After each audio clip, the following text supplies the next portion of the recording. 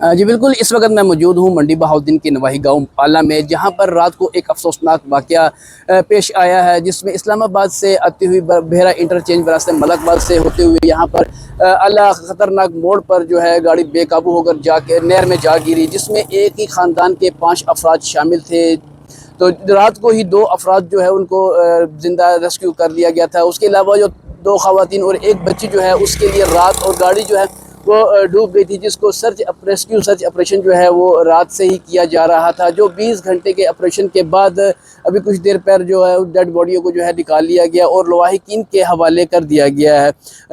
اس وقت میں موجود ہوں اس خطرناک موڑ پر، جہاں پر اہلیان علاقہ کا کہنا ہے کہ اس موڑ میں متعدد بار بھی ایسے حادثات جو ہے وہ رونما ہو چکے ہیں اور کافی جانیں بھی ہیں ضیاع ہو چکی ہیں، اور انہوں نے ڈی سی منڈی بہاؤالدین اور ضلعی انتظامیہ سے پرزور مطالبہ کیا ہے کہ اس موڑ کے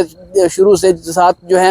ریفلیکٹر لگوائے جائیں اور یہاں پر ٹریفک سائن بھی لگوائے جائے، تاکہ اس طرح یہ واقعات سے جو ہے وہ مزید بچا جا سکے۔ جی